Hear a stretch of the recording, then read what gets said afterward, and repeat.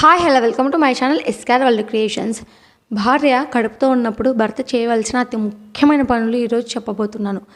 ఏంటి అంటే మీరు బాగా గుర్తుపెట్టుకోండి, వైఫ్కి హస్బెండ్కి వైఫ్ మాత్రమే చాలా స్ట్రెంగ్త్ అన్నమాట. అది ఎన్ని గొడవలు పడ్డా కూడా, ఇంతగా తిట్టుకున్నా కూడా, ఏం జరిగినా కూడా ఇంట్లో వాళ్ళు ఏమన్నా, అత్తమామలు ఏమన్నా, అమ్మ నాన్నలు ఏమన్నా, ఎవరేమన్నా పట్టించుకోరు. కానీ so wife and husband relation అనేది చాలా స్ట్రాంగ్గా ఉంటుంది.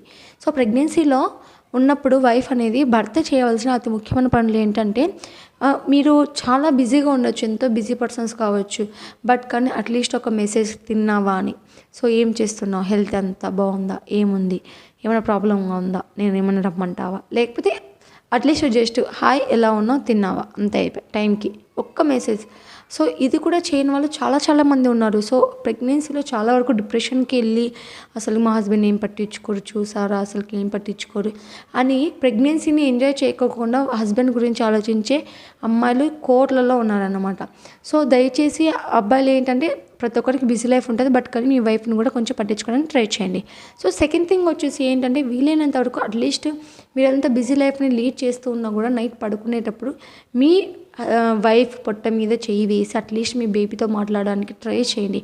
అట్లీస్ట్ 1 minute చాలు, 1 minute మాట్లాడినా కూడా చాలు. అది బేబీకి సాటిస్ఫాక్షన్గా ఉంటుంది. మీ వైఫ్ అయితే ఎంతో సంతోషంగా ఉంటుందన్నమాట. సో అట్లీస్ట్ ఇలా అయినా చేయడం చాలా మంచిది. సో థర్డ్ థింగ్ వచ్చేసి ఏంటంటే, వీలైనంత వరకు వాళ్ళకి మోరల్ సపోర్ట్ ఇవ్వడం. అంటే ఇంట్లో వాళ్ళు నీకు ఖచ్చితంగా మగపిల్లడ పుట్టాలి, ఆడపిల్ల పుట్టకూడదు అని అన్నా కానీ, లేకపోతే ఇంట్లో వాళ్ళు ఏదైనా తిడుతూ ఉన్నా కూడా, ప్రెగ్నెన్సీలో ఉన్నప్పుడు మనం ఏదైతే దేని గురించి అయితే ఎక్కువగా థింక్ చేస్తూ ఉంటామో, ఎంత స్ట్రెస్ అయితే మనం మెదడుకు పెడుతూ ఉంటామో మన బాడీకి కానివ్వండి, సో ఎక్కువ స్ట్రెస్ని మనం తీసుకున్నట్లయితే ఖచ్చితంగా అదే లైఫ్ లాంగ్ కొనసాగే ఛాన్సెస్ ఎక్కువగా ఉంటాయి అన్నమాట. సో హస్బెండ్ అనేవాడు స్ట్రాంగ్గా ఉన్నట్లయితే వైఫ్కి చాలా స్ట్రెంగ్త్. సో వీలైనంత వరకు మోరల్ సపోర్ట్గా చాలా ఉండడం ట్రై చేయండి. సో నెక్స్ట్ వన్ వచ్చేసి ఏంటి మనకు ముఖ్యంగా గుర్తుపెట్టుకోవాల్సింది, ఖచ్చితంగా నువ్వు నార్మల్ డెలివరీ అవ్వాలి, నీకు నేను ఉన్నాను, నీకే సపోర్ట్ చేస్తాను అనేటువంటి మోరల్ సపోర్ట్ అనేది వైఫ్కి ఇవ్వాలి. అలా ఇచ్చినట్లయితేనే మనకి ఏంటంటే వీలైనంత వరకు ముందుకెళ్ళడానికి పుషప్గా ఉంటుంది. సో నెక్స్ట్ వన్ వచ్చేసి ఏంటంటే, ఆ ప్రెగ్నెన్సీతో ఉన్నప్పుడు నువ్వు అసలు చూడడానికి ఏం మంచిగా అనిపించట్లేదు, నువ్వు ఇలా ఉన్నావు అలా ఉన్నావు, లావ్ అయినవు, నేను చూస్తుంటే నాకు ఇంట్రెస్ట్ రావడం లేదు. సో దయచేసి ఇలాంటి దరిద్రమైనటువంటి మాటలు అయితే దయచేసి మాట్లాడకండి.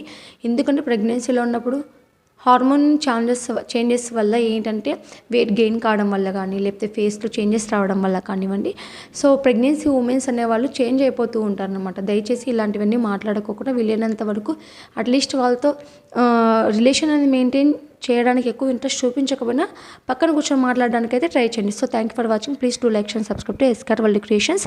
ప్రెగ్నెన్సీకి సంబంధించిన చాలా వీడియోలు పోస్ట్ చేశాను, చూడండి. Thank you.